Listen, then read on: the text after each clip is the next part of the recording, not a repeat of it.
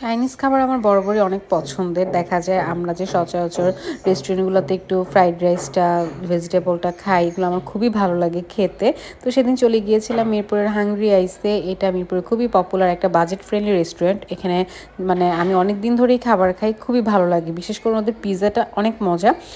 Not only pizza, আসলে সব খাবারই অনেক মজা। বার্গার বলেন, সেট মেনু বলেন, সব কিছুই। তো সেদিন দুপুরবেলা হঠাৎ করে খুবই চাইনিজ খেতে ইচ্ছা করতেছিল। তো আমি আর আপনার ভাই চলে গেছিলাম হচ্ছে হাংরি আইসে।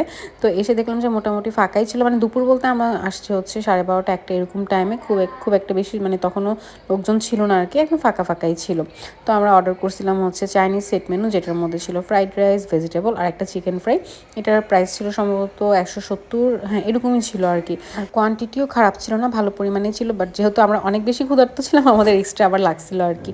তো এই যে ওদের ফ্রাইড রাইসটা খুবই সুন্দর ঝরঝর। আর ওনাদের ফ্রাইড রাইসে আমি এই প্রথম ঘিয়ের ফ্লেভার পাইছি। আমার কাছে প্রথমে একটু অবাক লাগছে যে ফ্রাইড রাইসে ঘি কেমন না কেমন, কিন্তু ট্রাস্ট মি এটা আমার কাছে খুবই ভালো লাগছে। মানে ঘিয়ের একটা ফ্লেভার ছিল ফ্রাইড রাইসের মধ্যে, আমার খুবই খুবই ভালো লাগছে। প্রথম আমি এই জিনিসটা ট্রাই করছি, মানে এটা খেয়েছি আর কি। অন্য কোথাও তো আসলে ফ্রাইড রাইসে ঘিটা পাই না।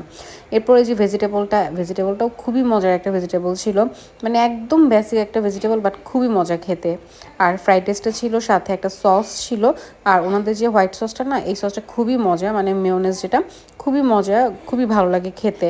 তো এই যে একটা এক্সট্রা বললাম না, আমাদের আবার একটু যেহেতু বেশি ক্ষুধা ছিল, এই জন্য এক্সট্রা করে একটা রাইস আর হচ্ছে আমরা সবজি নিয়ে নিছিলাম। তো তারপরে যে গরমের মধ্যে একটা লেমন মিন্ট খেতে চলে আসলাম। তো কারা কারা হাংরি রাইসের খাবার খেয়েছেন অবশ্যই জানাবেন। ভিডিওটি ভালো লাগলে ফেসবুক পেজটি ফলো করে দিবেন। Thanks for watching. আল্লাহ হাফেজ।